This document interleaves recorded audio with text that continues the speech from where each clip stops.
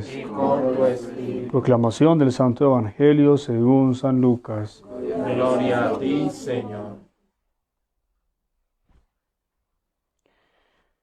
En aquel tiempo, cuando Jesús terminó de exponer toda su enseñanza al pueblo, entró en Cafarnaún. Un centurión tenía un enfermo a punto de morir, a un criado, a quien estimaba mucho. Al oír hablar de Jesús, el centurión le envió unos ancianos de los judíos rogándole que viniese a curar a su criado. Ellos, presentándose a Jesús, le rogaban encarecidamente: merece que se lo concedas, porque tiene afecto a nuestra gente y nos ha construido la sinagoga. Jesús se puso en camino con ellos.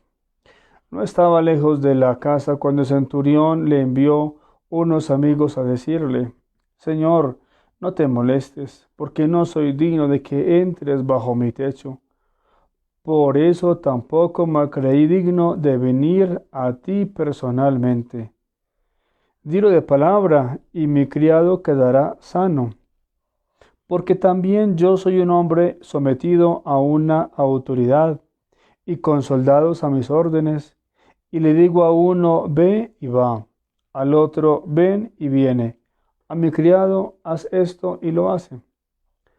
Al oír esto, Jesús se admiró de él, y volviéndose a la gente que lo seguía, dijo: les digo que ni en Israel he encontrado tanta fe. Y al volver a casa, los enviados encontraron al siervo sano. Palabra del Señor. Gloria a ti, Señor Jesús.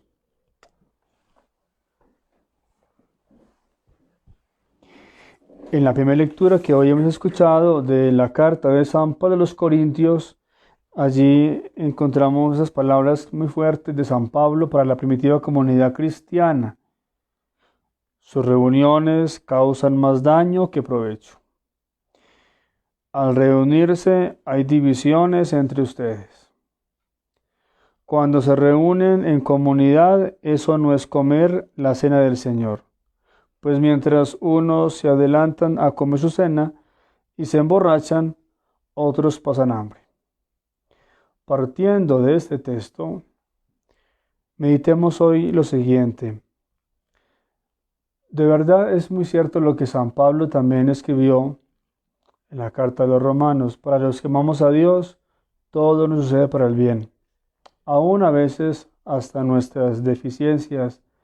Algún santo va a decir incluso hasta nuestros pecados. Pues hoy le agradecemos a Dios porque gracias, suena como raro lo que voy a decir hoy, pero es así. Gracias a un abuso litúrgico, de la primitiva comunidad cristiana, tenemos hoy un texto, el más antiguo, sobre la Eucaristía. Recordemos que lo primero que se escribieron del Nuevo Testamento no fueron los evangelios. Lo primero que se escribió fueron las cartas. Y esta carta es el texto más antiguo que tenemos nosotros de la Eucaristía. Y lo tenemos gracias a un abuso, a un problema que se dio en la primitiva comunidad cristiana. Y de ahí entonces tenemos que ir como sacando pues como provecho para hoy. Gracias a este abuso que había en ese momento, en esta comunidad de Corinto, la iglesia iluminada por el Espíritu Santo, según la promesa del Señor Jesús de que el Espíritu Santo iba a iluminar a la iglesia y que el Espíritu Santo les iba a enseñar lo que había que enseñar. Recordemos que el Señor dijo: miren, es que hay muchas cosas que ustedes todavía no pueden entender, pero cuando venga el Espíritu Santo, Él les va a enseñar. Entonces, eso es lo que ha estado haciendo el Espíritu Santo. ¿Qué? Ha estado iluminando la iglesia, la ha ido perfeccionando en muchas cosas. Por ejemplo, poco a poco se le fue dando el valor y el puesto que se merece la celebración de la Cena del Señor. poco a poco se fue dando ese desarrollo del cuidado que hay que tener en la celebración. Inicialmente, la celebración de la Cena del Señor, así se llamaba. De hecho, el texto que encontramos hoy, San Pablo habla es así. ¿Mm? Em, como, bueno, partiendo pues también de la última cena. Entonces, él habla de la Cena del Señor. No se hablaba de misa, no se hablaba de Eucaristía, sino de la Cena del Señor. Y poco a poco, insisto, el Espíritu Santo fue mostrando estas otras palabras, Eucaristía, que es gracia, gracia, Eucaristía, Eucharistein, del griego, amén. En fin, pero es decir, hubo un desarrollo poco a poco. Luego el Espíritu Santo fue iluminando la iglesia y se le fue añadiendo algo más. Se le añadió las oraciones. Nunca imaginemos que la misa como la tenemos hoy, eso así comenzó en la iglesia. No, no. Al inicio era la cena del Señor y llegaban a comer. Habían algunos cantos, pero pues no había como la sacralidad que tenemos hoy. Bueno, que ya hoy en día se está perdiendo, para colmo de males. Pero no, poco a poco el Espíritu Santo fue mostrando. Y la iglesia fue asumiendo la sacralidad, o sea, es algo sagrado. No estamos comiendo un pan y un vino, no es para emborracharnos, no es para engordar, sino que estamos comiendo el cuerpo y la sangre del Señor. Eso lo fue descubriendo la iglesia primitiva poco a poco, insisto, gracias al Espíritu Santo, y hoy lo encontramos en esta carta de San Pablo a los Corintios. Y luego el Señor fue dando luces, insisto, el Espíritu Santo fue iluminando a tal punto, por ejemplo, que se descubrió, bueno, y cómo se tiene que celebrar la Cena del Señor. Entonces la iglesia, insisto nuevamente, iluminada por el Espíritu Santo, dijo, bueno, el Señor, ¿qué hizo? Cogió pan sin levadura. Entonces tenemos que hacer lo mismo. Es pan sin levadura. Pan de trigo. Y el Señor, ¿qué más utilizó? Vino de uva. Ah, bueno, entonces tiene que ser vino de uva. Entonces tiene que ser los dos para que haya de verdad la consagración. Luego también la iglesia, iluminada por el Espíritu Santo, dijo, bueno, pero hay que añadirle algo más, porque pues no solamente es ir a comer, pongámosle también entonces los textos sagrados y comenzamos a meditar la Sagrada Escritura.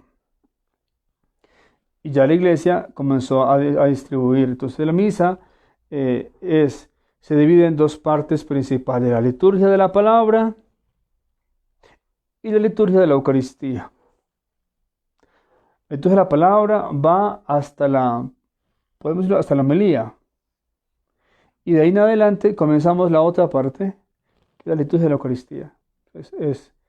Que insisto, al inicio era solamente la liturgia de la Eucaristía, pero poco a poco se fue desarrollando gracias al Espíritu Santo.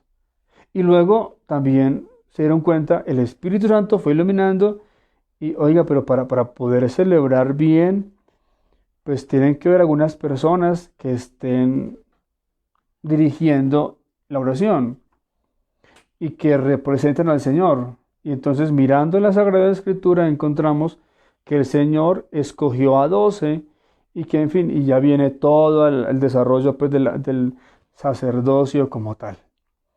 Y entonces dice, bueno, entonces son ellos los que tienen que dirigir esa parte, son ellos. Y luego van a decir, pero ¿y cómo son llamados? Pues ahí donde surgió entonces el desarrollo de que, es que Dios los llamó y Dios sigue llamando. Entonces viene la vocación. Y luego el Espíritu Santo fue iluminando, pero ¿cómo tienen que estar allá en la celebración? Entonces viene todo ese movimiento litúrgico de que tenemos que vestirnos así. Bueno, antiguamente no era así, habían más ornamentos. De hecho, se utilizaba en las manos una telita, como una pequeña estola llamada manípulo. Habían otras cosas y la tela tenía que ser un poco especial. Poco a poco hemos caído nos hemos como que devuelto, pero pues había mucho más cuidado con todo. Em, y durante muchísimos años la iglesia comenzó a tener un rito muy bonito, un rito muy especial, que hoy en día la gente se escandaliza cuando uno habla de eso, pero pues es signo fue fruto de la ignorancia. La misa, la Santa Misa, por ejemplo, fue durante muchísimos siglos, muchos años, pues, fue en latín, era en latín, latín. Y habían muchos momentos de silencio. Sacerdote, que es una falla decir eso, sacerdote estaba estaba de frente a Dios junto con el pueblo. Entonces la gente malintencionada se ha puesto a decir, la misa de espalda al pueblo. No, no es de espalda al pueblo. Es con el pueblo hacia Dios, porque todos nos dirigimos hacia Dios. Entonces, al inicio, durante mucho tiempo, el altar estaba pegado a la pared. Y sacerdote colocaba su mirada, o sea, siempre era junto con el pueblo, todos dirigiéndose al Señor. Los templos, incluso al inicio, tenían que estar en dirección a oriente. ¿Sí? Porque, porque Jesucristo es ese sol que nace del oriente. Entonces siempre estaba dirigido a oriente, en dirección a oriente. Entonces, si alguien iba a construir un templo, una capilla, tenía que estar en dirección al sol. Y, y el sagrario estaba en el centro. ¿Sí? Habían muchas cosas que lamentablemente hemos ido perdiendo poco a poco, pero que eso nos daba a nosotros una identidad de iglesia católica. El idioma, insisto, en el que se decían las oraciones del misal eran en latín. Por eso uno estudiaba latín. De hecho, en Roma, pues cuando uno iba a Roma en ese tiempo, así usted fuera de donde fuera, usted allá entendía, pues porque si sabe latín aquí, allá no se va a perder, no, porque es el idioma de la iglesia. Ese es de pronto, eso es uno de los problemas, de los líos de hoy con las peregrinaciones. La gente va a Roma y allá en Roma hay en algunos momentos, fruto de ese cuidado que ha tenido el Papa Benedicto hasta este momento. El idioma de latín, pues allá hay momentos en que se ora en latín. Pero si usted no entiende, porque por aquí la gente entonces no les gusta esto y se escandalizan cuando uno dice algo en latín, allá se van a perder, no van a entender ni pío. Pero después lo que en la antigüedad teníamos, el Espíritu Santo, insisto, comenzó a ir iluminando, hubo un desarrollo y finalmente se le dio toda la pomposidad a la celebración de la Santa Misa. El canto era un canto especial.